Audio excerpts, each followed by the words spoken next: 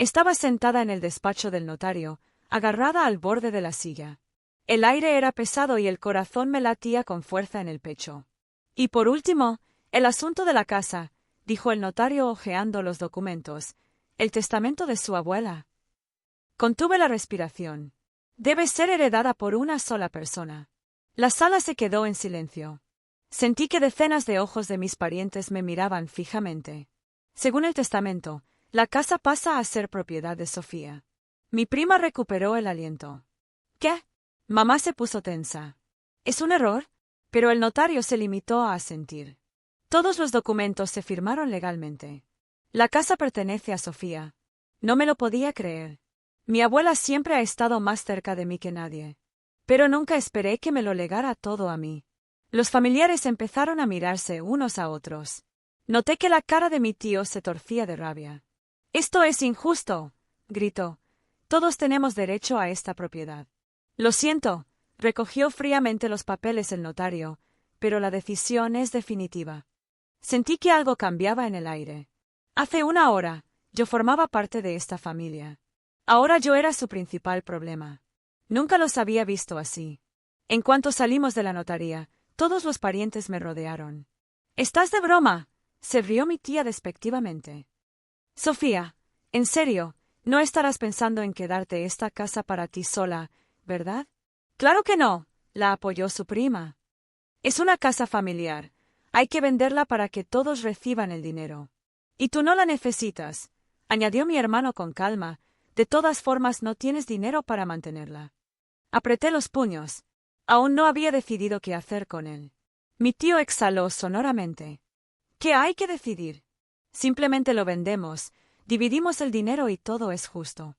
Levanté la vista. «La abuela me lo dio a mí, no a ti». Mi tía apretó los dientes.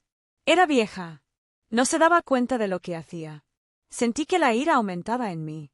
Sabía perfectamente lo que hacía. Si no quería que te quedaras con la casa, tenía una razón. Se hizo el silencio. Vi que mi madre miraba nerviosa a los demás parientes. «Sofía, te das cuenta de que esta decisión es injusta, ¿verdad?» La abuela tomó una decisión. Mi tío dio un paso hacia mí.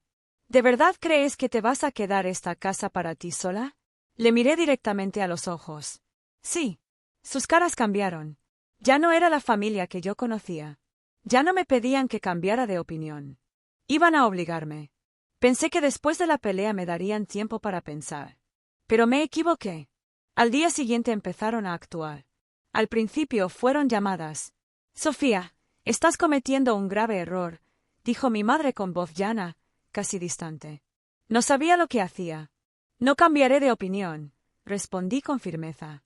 Exhaló bruscamente. «No sabes dónde te metes». No le presté mucha atención. Pero entonces empezaron los problemas. Me negaron la renovación del contrato de alquiler del piso donde vivía. El casero dijo de repente que otro inquilino había ofrecido más dinero. En el trabajo, me llamaron de la dirección. Resultó que alguien había presentado una denuncia falsa contra mí. Varias veces vi a mi primo de pie en la puerta, como esperándome. No se limitaban a presionarme. Querían obligarme a abandonar la casa. Pero cuando volví allí para ordenar las cosas de mi abuela, encontré algo que explicaba su verdadera motivación. No solo querían la casa por el dinero. Escondía algo más. Regresé a casa de mi abuela a última hora de la tarde. Necesitaba revisar sus cosas, ponerlas en orden y pensar qué hacer a continuación. La casa me recibió con un profundo silencio. Tenía el mismo aspecto que cuando yo era niña, muebles viejos, un ligero aroma a hierbas secas en los armarios, suelos que crujían. Empecé a rebuscar entre las cosas, abriendo armarios, mirando viejos álbumes de fotos. En una estantería del dormitorio de mi abuela encontré un viejo joyero. Estaba cerrado con un pequeño candado, pero la llave estaba al lado, en un cajón del armario. Lo abrí y vi papeles amarillentos en su interior. Eran documentos antiguos de la casa. Hojeé las hojas hasta que di con una que me llamó la atención. Era un contrato de compraventa. Pero algo estaba mal. El nombre del propietario no coincidía con el de mi abuela. Volví a leerlo.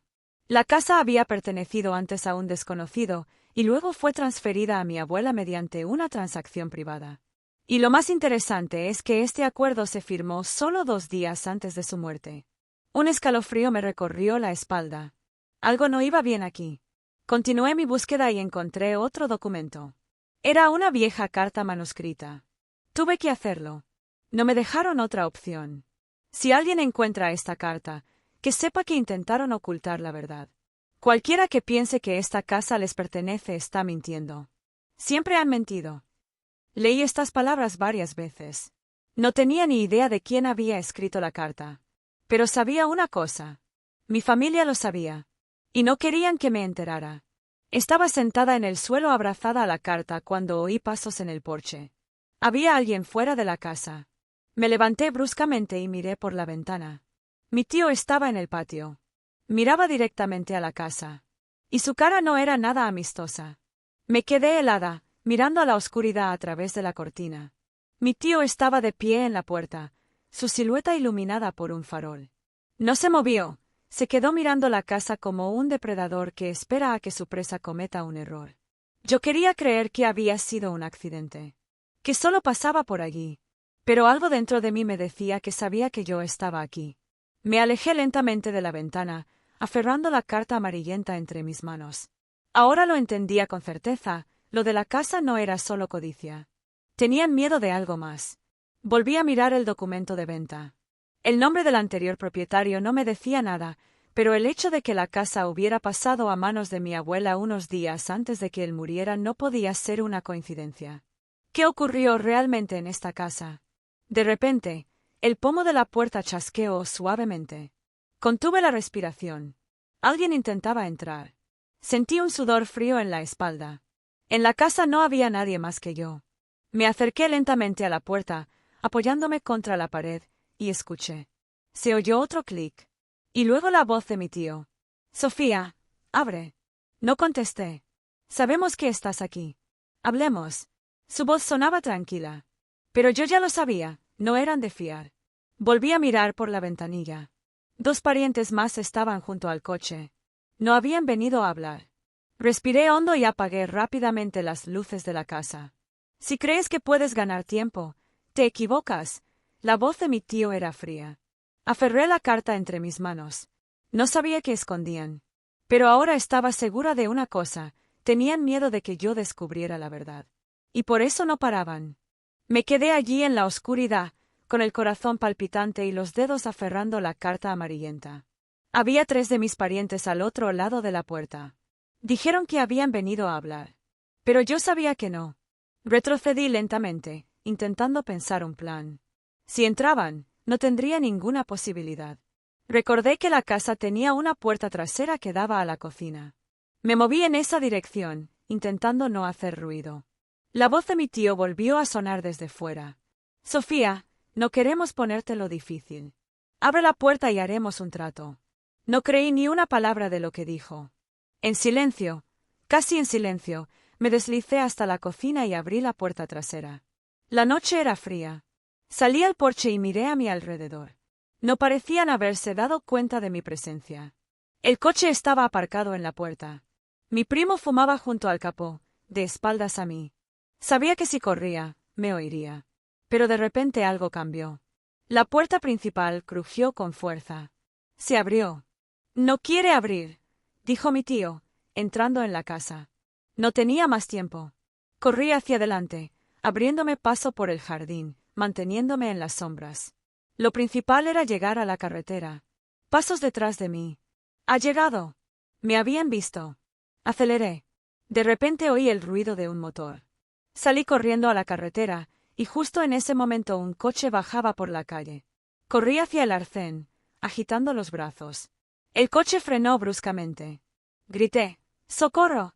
El conductor, un hombre de mediana edad, me miró sorprendido. Conseguí mirar hacia atrás y vi a mi primo caminando en mi dirección. Por favor, tengo que salir de aquí. El hombre dudó un segundo y luego asintió. Subí rápidamente al coche. El motor se puso en marcha y avanzamos. Vi que mi primo se detenía en medio de la carretera, mirándonos. Ya no intentaron alcanzarme. Pero yo sabía que aquello no había terminado. Aferré la carta entre mis manos y respiré hondo. Tenía que averiguar qué estaban tan desesperados por ocultar. Me senté en el asiento trasero del coche, aferrando la carta amarillenta, e intenté controlarme. El conductor que me recogió me miraba de vez en cuando preocupado por el retrovisor. ¿Necesita ayuda? ¿Quieres que llame a la policía? Respiré hondo. No. Todavía no. Llévame al hotel más cercano. No sabía en quién podía confiar. El conductor asintió y nos pusimos en marcha. Abrí la carta y volví a leerla. Tuve que hacerlo. No me dejaron otra opción. Si alguien encuentra esta carta, que sepa que intentaron ocultar la verdad. Cualquiera que piense que esta casa les pertenece está mintiendo. Siempre han estado mintiendo. Sabía que la había escrito el anterior propietario de la casa. Pero, ¿qué quería decir exactamente? Tenía una oportunidad de averiguar la verdad. Su nombre estaba en el documento de venta, Anatoly Verbovsky. Abrí el teléfono e intenté averiguar algo sobre él. Casi nada. Ninguna noticia, ninguna mención en artículos. Solo una breve entrada en el viejo archivo del periódico local. La misteriosa muerte de Anatoly Verbovsky. Un conocido hombre de negocios murió en su propia casa en circunstancias poco claras. La policía cerró el caso, al no encontrar pruebas de muerte violenta. Leí esto varias veces. Significa que la casa que ahora me pertenece fue el lugar donde murió. Y la policía cerró el caso rápidamente. Algo iba mal aquí. Marqué la dirección de la oficina del periódico y decidí ir allí. Necesitaba la verdad sobre esta casa. Y sentí que esa verdad sería terrible. Llegué al viejo edificio del periódico local. El interior estaba tranquilo, con solo unos pocos empleados sentados ante sus ordenadores, tecleando material. Me acerqué a la recepcionista, una mujer mayor de mirada atenta. Disculpe, busco información sobre un caso. Se publicó hace unos 20 años. Le mostré el nombre de Anatoly Verbovsky en mi teléfono. La mujer enarcó las cejas. Verbovsky. Interesante. ¿Para qué lo necesita? Yo, no sabía qué decir. Era el dueño de la casa que ahora me pertenece. El administrador me miró atentamente. Entonces será mejor que hable con nuestro archivero. Es el que más tiempo lleva trabajando aquí. Unos minutos después, un hombre de unos 60 años estaba sentado frente a mí. ¿Quieres saber algo de Verbovsky? Me miró atentamente. Asentí con la cabeza. Abrió un viejo cajón y sacó unos periódicos amarillentos. Es un caso extraño, empezó. Verbovsky era conocido como un hombre rico. Pero su muerte. Todo el mundo sabía que algo iba mal. ¿Por qué? El archivero desdobló uno de los periódicos y me lo entregó. La muerte de Verbovsky, un accidente o algo más. La policía dijo que murió de un ataque al corazón. Pero había otros rumores. ¿Qué tipo de rumores? Que había otra persona en la casa la noche de su muerte. Sentí un escalofrío en la piel. Pero no podían probarlo. El caso estaba cerrado. ¿Cómo acabó mi abuela con la casa? El archivero se encogió de hombros. Eso es lo más interesante. La compró después de su muerte. Se me encogió el corazón. Mi abuela siempre decía que había comprado la casa en un trato justo. Pero, ¿fue realmente así? Estaba a punto de preguntar algo más cuando vibró mi teléfono. Miré la pantalla. Un número sin nombre. Pulsé responder y me acerqué el teléfono a la oreja. Sofía, la voz de mi tío sonaba tensa. Me quedé paralizada. Sabemos que estás cavando en el lugar equivocado. Un frío miedo me atenazó el pecho. No entiendo de qué estás hablando. No juegues a estos juegos, su voz era grave y amenazadora. Acaba de una vez. Todavía puedes vender la casa y olvidarte de todo. Yo no he dicho nada. O te arrepentirás. Colgó el teléfono. Aferré el teléfono con fuerza en la mano. Ya no podía negar lo evidente. Mi familia estaba dispuesta a todo para evitar que descubriera la verdad. Y no iban a parar. Estaba sentado en la oficina del periódico, sintiendo que el pánico se apoderaba de mí. Mi tío me dijo sin rodeos que tenía que detener la investigación. Pero cuanto más me presionaban, más quería saber la verdad. Me quedé mirando el amarillento recorte de periódico con la foto de Verbovsky. El hombre que una vez fue dueño de esta casa. El hombre que murió en ella en circunstancias misteriosas. El hombre que, tras su muerte, le pasó la casa a mi abuela. Cogí el teléfono y empecé a buscar información sobre su familia. Esposa, hijos. Pero me encontré con un detalle inesperado. Su hija desapareció poco después de su muerte. La policía pensó que se había escapado, pero nunca la volvieron a ver. Un escalofrío me recorrió la espalda. ¿Y si había desaparecido por alguna razón? Me sentí tenso.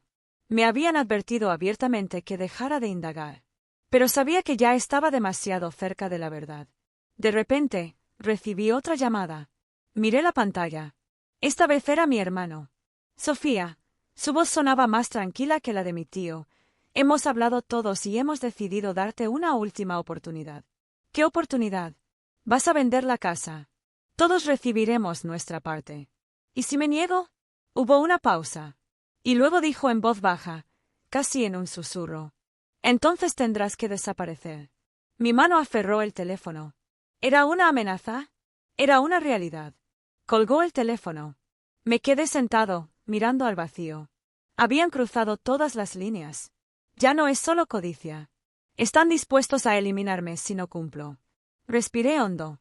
Si pensaban que me echaría atrás sin más, es que no me conocían muy bien.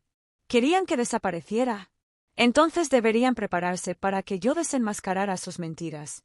Estaba sentado en mi piso de alquiler, con el teléfono en la mano. Tenía la sensación de que iban a hacer algo más.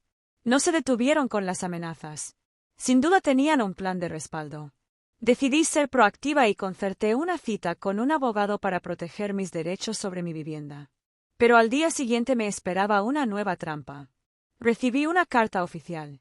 Era de un bufete de abogados del que nunca había oído hablar. Al abrir el sobre, leí las primeras líneas. Acusamos recibo del documento de venta del inmueble. La casa en la dirección. Dejé de respirar. No había vendido la casa. Pero esta carta afirmaba que el trato ya estaba cerrado. Me temblaban las manos.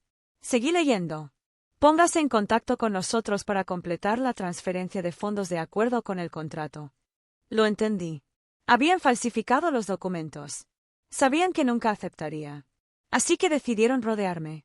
Cogí el teléfono y llamé al bufete. Buenas tardes, soy Sofía Orlovska. He recibido una carta sobre la venta de la casa, pero el caso es que yo no he firmado ningún acuerdo. Hubo una pausa al otro lado de la línea. Un momento, déjame comprobar. He oído a alguien hojear documentos. Sí, efectivamente, tenemos un contrato con su firma. Esto es imposible, mi voz temblaba de rabia. Alguien ha falsificado los documentos. Pero tenemos una certificación notarial. Quiero ver esos documentos. En ese caso, tiene que venir a nuestra oficina. Pulsé el botón de finalización, sintiendo que la ira crecía en mi interior. Habían apostado por la estafa, esperando que yo no me enterara antes de que fuera demasiado tarde. Pero ahora han cometido un error. Dejaron un rastro. Y yo iba a usarla contra ellos.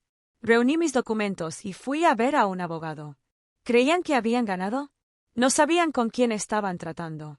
Estaba sentada en el despacho del abogado, aferrada a los documentos que demostraban mi derecho a la casa. Frente a mí había un hombre de mediana edad, tranquilo y seguro de sí mismo, que me escuchaba atentamente. Falsificaron mi firma, le dije, mostrándole la carta que había recibido del bufete de abogados. Yo no vendí la casa, pero ellos presentaron documentos falsos. El abogado hojeó los papeles, con ojos fríos. Si podemos demostrar el fraude, podrían enfrentarse a cargos penales. Estas palabras me hicieron apretar los labios. Antes pensaba que mi familia solo era avariciosa. Pero ahora han cruzado la línea de la ley. ¿Qué debo hacer? El abogado cogió su bolígrafo y me miró. Impugnaremos el acuerdo. Presentaré inmediatamente una demanda por falsificación de documentos. Respiré hondo. Era mi oportunidad de ponerlos en su sitio. 2 días después, recibí una llamada del bufete. Señora Orlovska, hemos revisado el caso y nos gustaría reunirnos con usted para discutir los detalles. Me di cuenta de que estaban asustados. Se dieron cuenta de que yo no era el tipo de persona que aceptaría en silencio una estafa. En la reunión me dijeron que la venta se había suspendido temporalmente porque yo había presentado una denuncia por falsificación. El abogado sonrió. Eso significa que la casa le sigue perteneciendo. Quería sentirme aliviada, pero sabía que aún no había terminado. Mis parientes no iban a rendirse tan fácilmente. Cuando volví a casa, recibí un mensaje de mi hermano. Cometiste un gran error. Ahora es una guerra. Cerré los ojos. Seguían intentando intimidarme. Pero ahora sabía que no eran ellos quienes dictaban las reglas del juego. Haré todo lo posible para que respondan por lo que intentaron hacer. Ya no soy una víctima. Ya era hora de que tuvieran miedo. Al día siguiente recibí una llamada de mi abogado. Sofía, hemos presentado una solicitud oficial para comprobar los documentos sobre la venta de la casa. ¿Y saben qué? Contuve la respiración. El notario que certificó el acuerdo nunca había visto esos documentos. Apreté el teléfono con la mano. Así que falsificaron completamente la venta. Así es. Ya hemos entregado el material a la policía. Por fin me sentí aliviado. Pensaron que podrían llevar a cabo la estafa, pero dejaron demasiados rastros. Unos días después, recibí una llamada de la policía. Señora Orlovska, hemos abierto una investigación por falsificación. Necesitamos que venga a hacer una declaración oficial. Estaba preparada. Sabía que eso significaba una cosa, serían responsables de todo. Pero incluso después de eso, los familiares no pararon. Mi hermano volvió a escribirme un mensaje. Sofía, detente antes de que sea demasiado tarde. No respondí. Pero al día siguiente vi que todo había cambiado. Mi hermano perdió su trabajo después de que la policía iniciara una investigación. Mi tío, que inició toda la estafa, fue acusado oficialmente de falsificación. Mi madre intentó hacérsela inocente, pero la policía encontró pruebas de su implicación en la conspiración. Pensaron que yo era débil. Pensaron que podrían manipularme como antes. Pero ahora sus vidas se desmoronaban ante sus ojos. Y ellos son los culpables de esto. Nadie puede ayudarlos ahora. ¿Y saben qué? Ya no sentí lástima por ellos. Tú lo dijiste. Los escándalos familiares siempre han formado parte de mi vida. Pero nunca pensé que me convertiría en enemigo de mi propia familia. Estaba de pie frente a la casa de mi abuela, sosteniendo una decisión judicial oficial. Los documentos de venta fueron reconocidos como falsos. La casa volvía a pertenecerme. La policía siguió investigando y algunos miembros de mi familia se enfrentaron a cargos penales. Y aunque aún no han sido encarcelados, sus vidas ya están arruinadas. Mi hermano, que siempre ha dependido del dinero de los demás, se encontró sin trabajo y endeudado. Mi tío, que fue el principal iniciador de la estafa, perdió sus contactos y la oportunidad de hacer negocios. Mi madre ya no podía mantener la apariencia de una mujer correcta, porque todo el mundo sabía hasta dónde había llegado por dinero. Me evitaban. Nadie intentó disculparse. Nadie intentó hablar conmigo. Para ellos era más fácil fingir que yo ya no existía. Pero ¿sabes qué? Ya no me molestaba. Por fin lo entendí. Nunca fui parte de su familia en el sentido que yo creía. Solo era una persona a la que podían utilizar. Y cuando eso dejó de funcionar, me volví superflua para ellos. Miré la casa. Mi abuela sabía lo que hacía cuando me la dejó sola. Sabía que esa gente no merecía heredar. Intentaba protegerme de ellos. Y ahora entendía lo que tenía que hacer a continuación. Ya no formo parte de esta familia. Y ahora es el momento de construir una nueva vida, sin ellos. Estaba de pie en el umbral de la casa que había sido la causa de la guerra durante tanto tiempo. La casa de mi abuela. La casa por la que luché mientras mi propia familia intentaba destruirme. Pero ahora era completamente mía. Ya no sentía miedo. No sentía ira. Ni siquiera sentía lástima por aquellos que se consideraban mi familia. Solo sabía que había tomado la decisión correcta. Antes, habría tenido dudas. Me habría preguntado si había sido demasiado dura. Pero después de todo lo que hicieron, después de que me amenazaron, me engañaron, trataron de quitarme lo que era mío por derecho.